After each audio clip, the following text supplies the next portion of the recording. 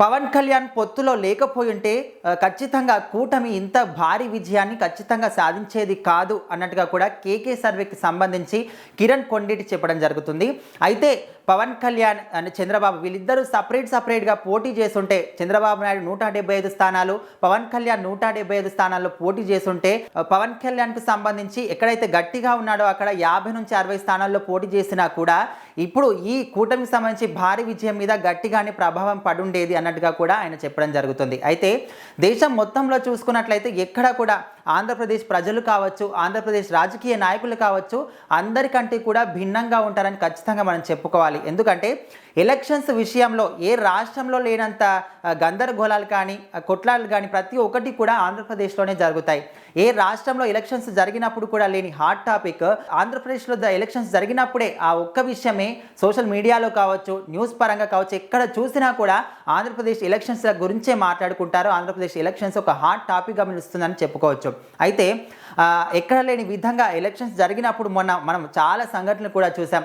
కత్తులతో దాడి కావచ్చు, గొడ్డలతోని నరకడం కావచ్చు, ఈవీఎం మిషన్లు పగలగొట్టడం కావచ్చు, ఓటర్లు రాజకీయ నాయకులను కొట్టడం కావచ్చు, ఇలాంటి చాలా సందర్భాలు కూడా మనము ఎక్కడ లేని విధంగా ఆంధ్రప్రదేశ్లో మాత్రమే చూస్తూ ఉంటాం. కాబట్టి ఇక్కడ దేశం మొత్తం చూపు కూడా ఆంధ్రప్రదేశ్ మీదనే ఉంటుందని చెప్పుకోవచ్చు. అందరి దృష్టి కూడా ఆంధ్రప్రదేశ్ మీద మాత్రమే కేంద్రీకృతం అయి ఉంటుంది ఎలక్షన్స్ టైంలో, రిజల్ట్స్ టైంలో. అయితే ఇలా మనం చూసుకున్నట్లయితే మొన్న ఎలక్షన్స్ జరిగినప్పుడు ప్రతి ఒక్క సర్వే సంస్థ కూడా కొన్ని సంస్థలు వైసీపీ గెలుస్తుందని చెప్పాయి, ఇంకొన్ని సంస్థలు కూటమి ఖచ్చితంగా విజయం సాధిస్తుందని కూడా చెప్పారు. కాకపోతే ఒకే ఒక్క సంస్థ కేకే సర్వేకి సంబంధించిన కిరణ్ కొండేటి సంస్థ మాత్రం ఖచ్చితంగా కూటమి 165 స్థానాలకు పైగానే ఖచ్చితంగా వాళ్ళు గవర్నమెంట్ ఫామ్ చేస్తారు, వాళ్ళు గెలుస్తారని కూడా ఆయన చెప్పడం జరిగింది. పవన్ కళ్యాణ్ 21 స్థానాలు ఖచ్చితంగా గెలుస్తాడు, బీజేపీ 7 స్థానాల్లో గెలుస్తుంది అండ్ వైసీపీ 14 స్థానాలు గెలుస్తుందని చెప్పాడు. కాకపోతే 14 స్థానాలు కాకుండా ఇంకా తగ్గించి 11 స్థానాలకే వైసీపీ అనేది పరిమితం కావడం జరిగింది. సో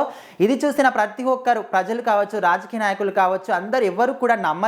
ఆయన చెప్పిన రిజల్ట్స్కి షాక్ అయిపోయారు. అంటే కూటమి కూడా వాళ్ళకు ఫేవర్గా ఈయన చెప్పినప్పటికీ కూడా కూటమి వాళ్ళు కూడా దీనికి షాక్ అవ్వడం జరిగింది. కాకపోతే రిజల్ట్ వచ్చిన తర్వాత ప్రతి ఒక్కరు కూడా షాక్కి గురైనట్టు కూడా మనకు తెలుస్తుంది. ఎందుకంటే ఇంత పర్ఫెక్ట్ రిజల్ట్స్ ఎలా చెప్పగలిగారు అన్నట్టుగా కూడా ఆయన అడిగితే ఆయన ఏం చెప్పడం జరిగిందంటే ఆంధ్రప్రదేశ్లో ఉన్న రోడ్ల పరిస్థితి కావచ్చు, నిరుద్యోగుల అసంతృప్తి కావచ్చు, ప్రజల పట్ల అంటే ప్రజలకు ఖాళీ సంక్షేమ పథకాలు ఇస్తే మంచి జరుగుతుంది, కాకపోతే ఫ్యూచర్లో వాళ్ళు బతకడానికి స్కోప్ ఎక్కడ ఉంది, ఆస్తులన్నీ కూడా అరువు పెడితే మరి ఫ్యూచర్లో వాళ్ళు బతకడానికి వాళ్ళకు స్కోప్ ఎక్కడ ఉంటుంది, వాళ్ళకు ఉద్యోగాలు ఎట్లా, ఫ్యూచర్ దారి ఎట్లా వాళ్ళకు అన్నట్టుగా కూడా ఆయన చెప్పడం జరిగింది. సో ఇవన్నిటి కారణంగానే వైసీపీ ప్రభుత్వం మీద గట్టి ప్రభావం చూపాయి, ఆయన చిత్తుగా ఓడించారని కూడా మనకు తెలుస్తుంది. అయితే కూటమి కూడా భారీ విజయాన్ని సాధించడానికి ఏకైక ఒక వ్యక్తి ఎవరంటే పవన్ కళ్యాణ్ అని కూడా ఆయన చెప్పడం జరిగింది. అంటే వాళ్ళు పొత్తుగా ఫామ్ అవ్వడానికి కూడా కారణం పవన్ కళ్యాణ్ ఖచ్చితంగా.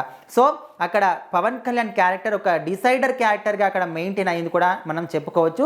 ఏది ఏమైనప్పటికీ కూడా వైసీపీకి 30% ఓటింగ్ బ్యాంక్ మాత్రం చెక్కు చెదరలేదని కూడా ఆయన చెప్పడం జరిగింది. సో ఎట్లా అంటే 100 మందిలో 30 మంది అక్కడ వైసీపీకి సంబంధించిన మద్దతుగా నిలబడడం జరిగింది, ఇంకా 70 మంది కూటమికి సంబంధించి. సో అట్లా చూసుకున్నట్లయితే సీట్లు తగ్గినప్పటికీ కూడా ఓట్లు మాత్రం జగన్మోహన్ రెడ్డికి గట్టిగానే వచ్చాయన్నట్టు కూడా చెప్పాడు. సో ఒకవేళ వీళ్ళు పొత్తుగా కాకుండా పవన్ కళ్యాణ్ సపరేట్గా, చంద్రబాబు సపరేట్గా పోటీ చేస్తుంటే రిజల్ట్స్ అనేవి ఇంత గొప్పగా రాకుండా ఉండేవని కూడా ఆయన ఖచ్చితంగా చెప్పడం జరుగుతుంది. రిజల్ట్ మీద ఖచ్చితంగా గట్టి ప్రభావమే పడి ఉండేది అన్నట్టుగా కూడా ఆయన చెప్పడం జరుగుతుంది. సో మరి ఈ విషయాన్ని మీరేమనుకుంటున్నారు, కరెక్ట్ అనుకుంటున్నారా, రాంగ్ అనుకుంటున్నారా, మీ అభిప్రాయాన్ని అయితే కామెంట్ రూపంలో తెలియజేయండి.